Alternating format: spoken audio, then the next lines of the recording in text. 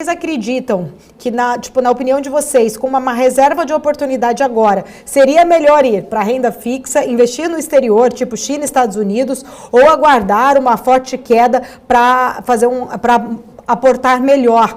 A gente estava falando muito sobre essa questão da volatilidade no mercado, a cada notícia que a gente tem desse tipo aqui no Brasil, a questão da preocupação dos investidores estrangeiros, como veem essa situação essa questão política aqui dentro. A gente teve uma fuga de capital estrangeiro recentemente também, de 13 bilhões, se eu não me engano. E aí, nesse momento, surgiu essa pergunta do Bruno, eu acabei que não tinha feito antes, então eu gostaria de falar agora. A gente, nessa discussão do chat, muita gente estava já meio que desacreditado em investir no Brasil. Será que é o momento de investir lá fora?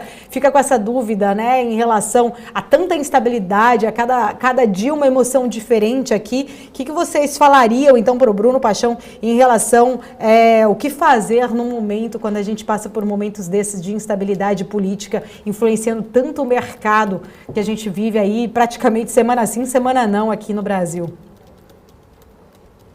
Começa comigo? Pode ser. Primeiro é entender o perfil dele. Qual é o perfil dele? Se ele, óbvio que a gente está falando não é um perfil conservador. Se ele já fala de investimento em renda variável, não é um perfil conservador. Entendendo o perfil sendo um perfil moderado e arrojado, aí a gente precisa voltar e ver o quanto ele tem de exposição já hoje em renda variável doméstica no exterior.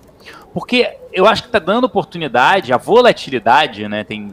Às vezes eu posto isso, eu discuto isso, que quem gosta de volatilidade, quem não gosta de volatilidade. A volatilidade dá oportunidade para você entrar em alguns ativos que estavam mais elevados e se tornam mais baratos. A gente viu isso com a interferência, o anúncio da interferência do Bolsonaro na Petrobras, alguns ativos ficaram interessantes. A gente discutiu até aqui sobre isso. O próprio Marco falou, olha, tem ativos que não tem nada a ver com a Petrobras e sofreram.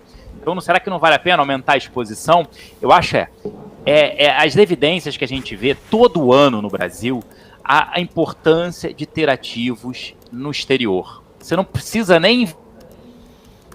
Você pode comprar fundos que investem lá fora, fundos macro multimercado, fundos de renda variável, fundos de ETF que a gente fala que aplicam lá fora. Então, é essa necessidade. Eu escuto muito isso dos investidores. Ah, mas o dólar subiu muito, a 3, a 4, a 5, agora praticamente a 6 reais. Então, assim, a diversificação é extremamente importante. Ah, o que eu faço agora? Vai depender da exposição que você tem em relação ao exterior. Não tenho nada, todo mês você aplica no exterior, né, com exposição a ativos dolarizados, mas o dólar está caro. Você tem que pensar isso no longo prazo. Então já mostrou isso, a gente tinha um dólar, né, quando a gente está falando a R$1,94, o RV, tudo isso, e agora um dólar aí próximo a R$6. Então é importante, uma parte dos nossos custos são dolarizados, é importante que você tenha. Tem oportunidade também em ativos títulos públicos? Tem. Você tem títulos públicos, principalmente os mais longos, quando a gente olha IPCA+, pagando mais de 4% de juros real. Então isso é interessante, o próprio pré pagando ali taxas elevadas, que eu acho que a curva deveria fechar. Então você tem oportunidades em vários segmentos. Por isso que eu volto a falar, vai depender de como está a sua carteira de investimento para ver a necessidade de fazer um rebalanceamento.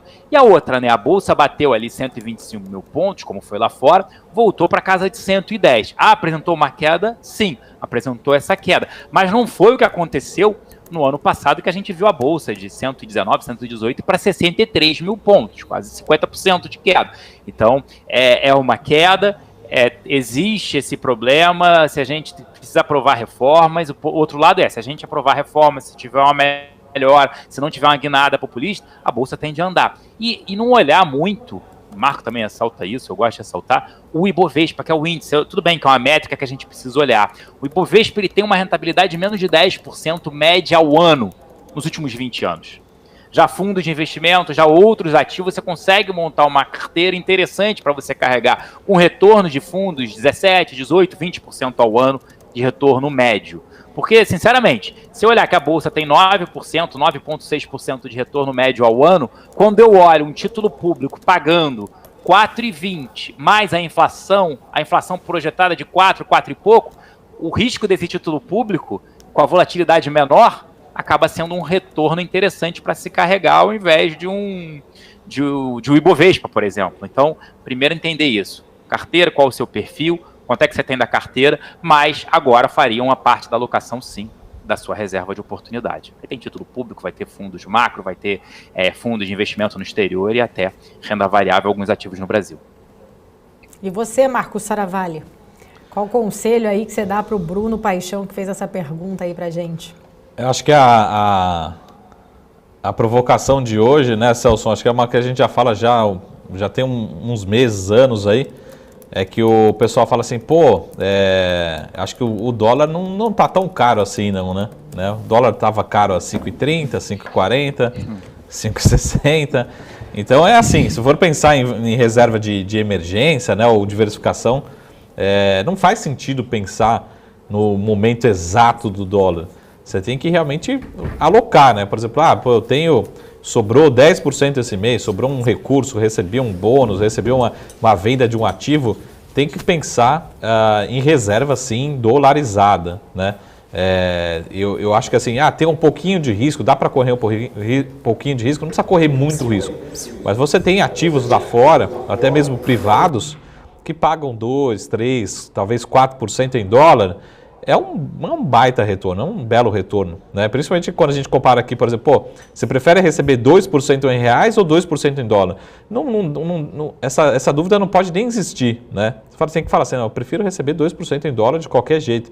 Então, né, não faz sentido. Ou você tem um belo retorno aqui no Brasil, né, como Tesouro, outros títulos, enfim, alguma coisa que te dê uma previsibilidade com um retorno bastante expressivo, ou tem uma reserva também em dólar, né? Se você já tem uma reserva em reais aqui, comece a construir também a sua reserva em dólar. E não se preocupe, tem que se preocupar menos com o patamar de dólar, né?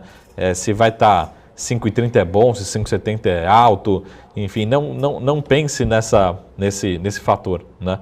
Então, eu acho que é basicamente essa discussão, né? Ô Celso, só para a gente voltar aqui em política, né? Que a gente estava falando um pouco no